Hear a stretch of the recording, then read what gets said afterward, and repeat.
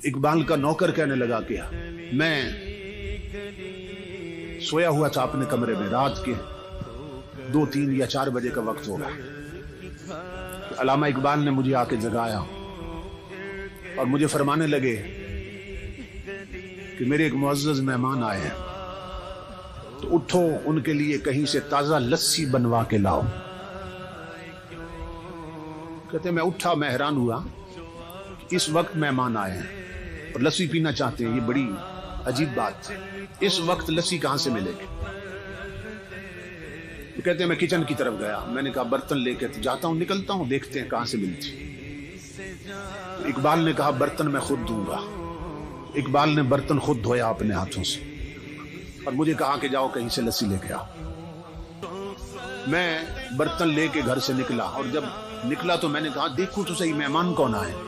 जब कमरे में झांका तो रोशनियों से मिलता जुलता एक इंसान बैठा था, जिसके चेहरे पर नूर की बारिश हो रही थी और जिसके चेहरे की चमक ने कमरे को मुनव्वर कर दिया था। कहते हैं मैं बाहर निकला, आंखें मलता जा रहा था, इस वक्त लस्सी कहां से मिलेगी? तो जब गली के कोने पे पहुंचा ना, मोड़ पे, तो वहां देखकर हैरान हो गया कि एक बाबा जी बैठे हैं खोखा बना के और लस्सी बना रहे हैं। तो मैं हैरान हुआ कि ये रातों रात खोखा का यहां से कैसे बन गया और ये खोखे वाला बाबा कौन है? फिर दिल में खुशी भी हुई कि चलो काम करीब से हो गया, ये सुबह तहकीक करेंगे ये खोखा किसने बनाया और ये बाबा जी कौन है। तो मैंने उन्हें लस्सी के लिए कहा, उन्होंने ताजा लस्सी बना दी मुझे। तो मैंने कहा कि पैसे कितने हैं? तो वो हंस के फरमाने लगे ले जाओ, इकबाल से हमारा मामला चलता रहता है। तो मैं हैरान हुआ कि ये बाबा जी इकबाल को भी जानते हैं। खैर मैं लस्सी लेके आ गया। इकबाल ने बर्तन मुझसे पकड़ा और अंदर मेहमानों को पेश किया। मैं अपने कमरे में बैठा था और सोच रहा था कि अब मेहमान रात रुकते हैं या चले जाएंगे, अभी क्या सूरत हाल बनती। तो मैंने महसूस किया कि मेहमान उठे हैं वापस जाने के लिए।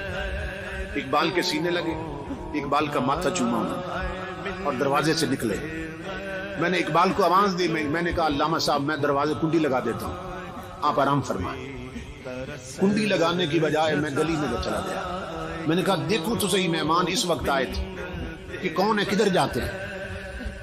तो इकबाल का नौकर कहता है मैंने जब देखा तो अल्लाह की इज्जत की कसम, उन्होंने एक कदम उठाया इकबाल के दरवाजे से और दूसरा कदम गली के आखिरी कोने में रख दिया और गायब हो गए। मैं पीछे भागा, मैंने कहा ये इतना लंबा कदम जिस्मानी नहीं हो सकता, ये कोई रूहानी कदम उठा।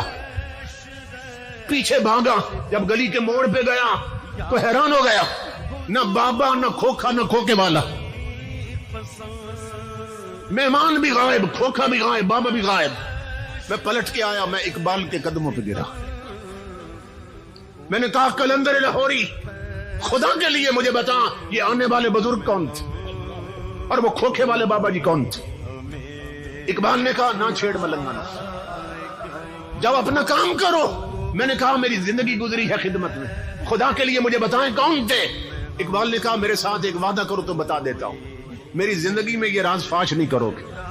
मैंने कहा अल्लामा साहब मैं वादा करता हूं। इकबाल ने कहा सुन अल्लाह की इज्जत की कसम, आने वाले गरीब नवाज थे, खोखे वाले दाता अली हजवेरी थी।